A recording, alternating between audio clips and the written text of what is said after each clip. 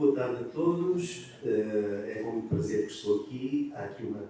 Vou confessar que há aqui uma troca de galhardetes, porque o Tomás apresentou o meu livro mais recente e simpaticamente convidou-me a apresentar a segunda edição deste seu livro. E é com muito prazer que o faço. É uma pessoa que eu estimo, é um angolano dos antigos, dos genuínos e que vale a pena sempre enaltecer. O Tomás, como já aqui se disse, nasceu bem no sul, nasceu em Moçambique, na província de Namibe, hoje, na altura era um distrito, mas tem as suas raízes familiares espalhadas por toda Angola. Só por isso é um angolano de toda Angola. Eu já não posso dizer o mesmo, que nasci bem no sul e permaneci sempre bem no sul. Ele não.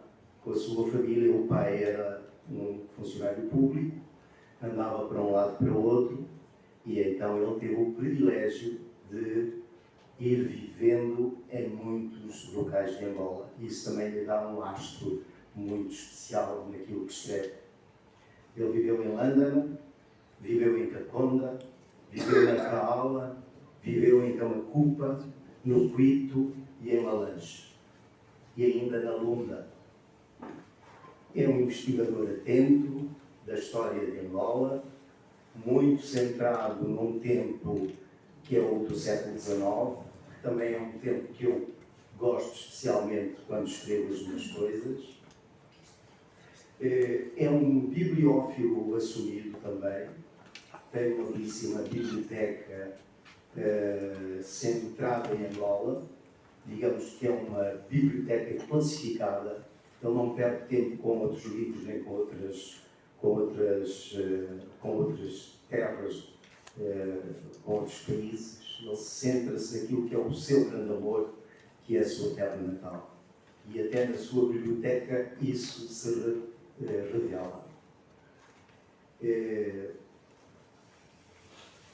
Há um livro dele que importa destacar aqui, antes de falarmos neste livro que hoje se fala, que é aquela obra de referência que se chama Autores e Escritores de Angola, que acho que toda a gente hoje conhece.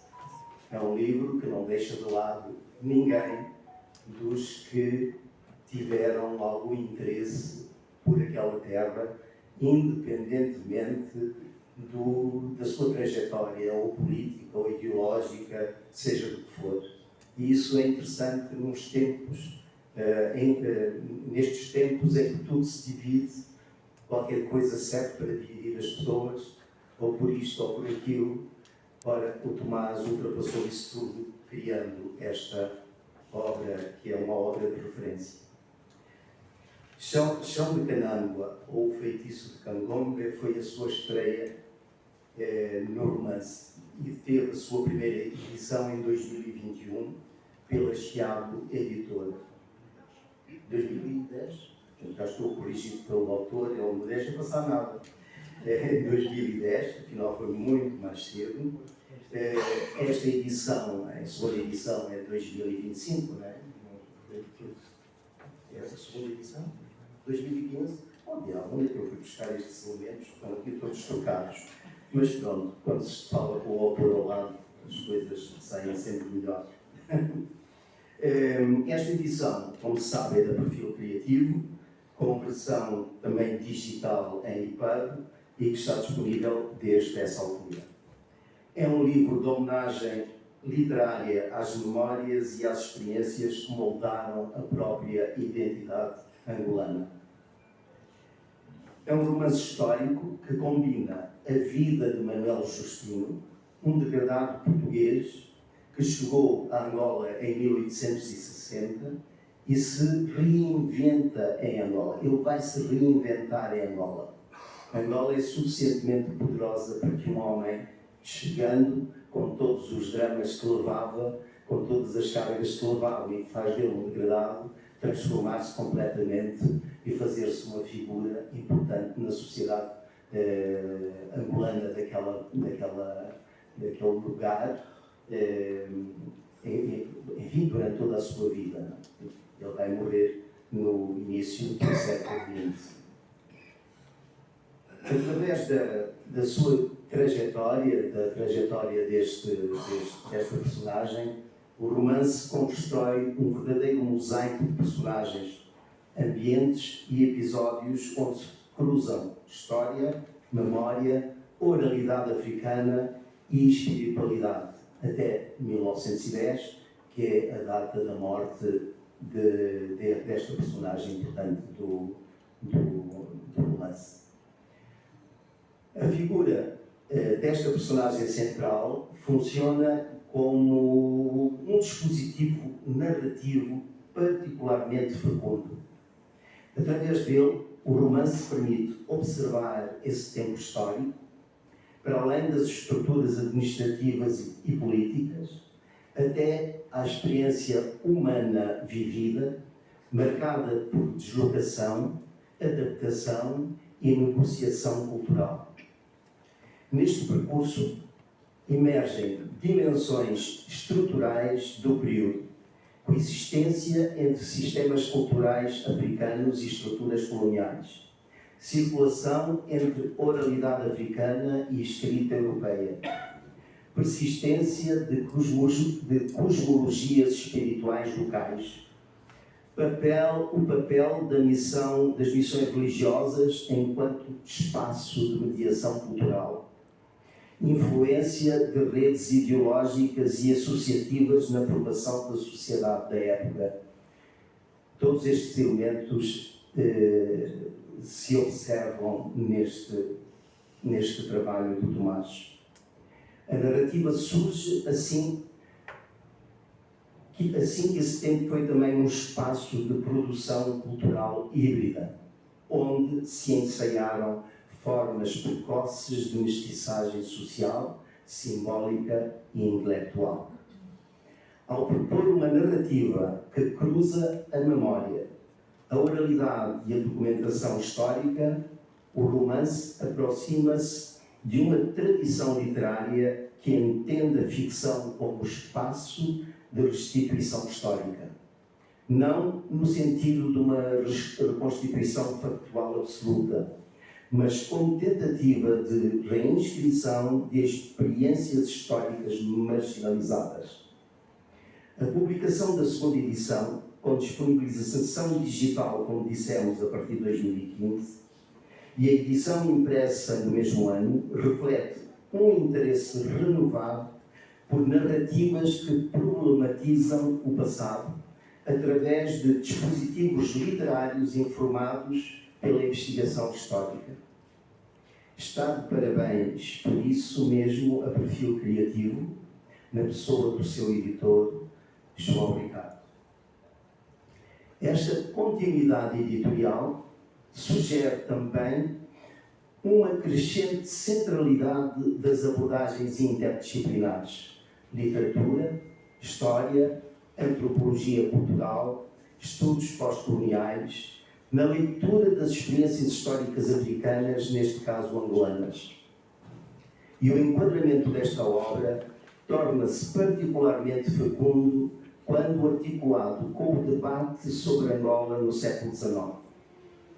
Este período pode ser entendido como um momento matricial de transformação cultural e política, marcado pelo seguinte: emergência da imprensa e constituição de um espaço público letrado, presença dos degradados enquanto mediadores involuntários entre universos culturais, surgimento dos primeiros intelectuais africanos com formação ocidental, germinação de formas iniciais de consciência criativa coletiva.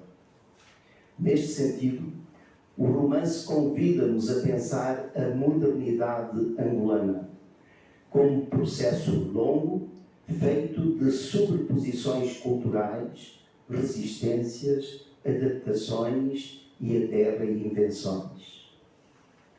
Ao articular experiências africanas, coloniais e mestiças, Chão de Canâmbua permite pensar a formação dos primeiros imaginários angolanos modernos, como resultado de tensões históricas produtivas entre dominação e apropriação cultural, entre imposição e reinvenção simbólica, entre memória e esquecimento. A modernidade aqui surge menos como um modelo importado e mais como processo histórico situado, nascido de encontros, conflitos e negociações culturais.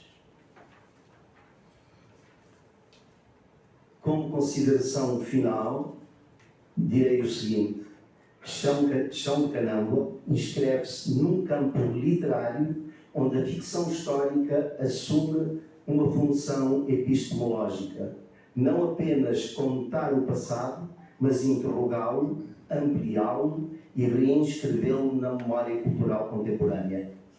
Neste sentido, a obra contribui para pensar Angola não apenas como espaço histórico, mas como espaço narrativo. Um território onde a literatura e a história continuam a disputar sentidos sobre a identidade, pertença e memória. Eu tinha ficado por aqui, confesso que tinha ficado por aqui, mas depois pensei um bocadinho e disse: não, eu vou fazer uma coisa que geralmente não se faz. Mas, dada a minha idade, e nós dizemos sempre que com a idade podemos fazer coisas que antes não podíamos, vou-me permitir falar de um livro meu quando estou a falar de um livro dele.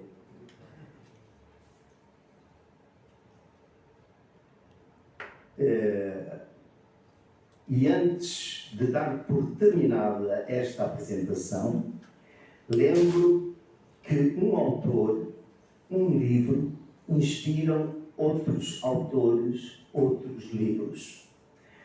Um autor escreve a partir de leituras que faz, ou que fez, das memórias que tem, das vozes que ouve, das tradições que conhece. E é assim que a literatura respira e se torna vital. Um livro nunca nasce isolado. É sempre resposta, continuidade, por vezes ruptura. E é também semente. E não tem de o ser na íntegra. Pode ser numa frase ou até numa imagem apenas. Pois, na capa da primeira edição de Chão de Canâmbua, há uma fotografia antiga, um documento iconográfico importante, na qual se vê um grupo de pessoas que tinham ao centro o avô do autor do livro. Tratava-se do seu homónimo, Tomás Coelho, proprietário, e passo a citar, de uma fazenda de criação de gado em Quilengues, por volta de 1910.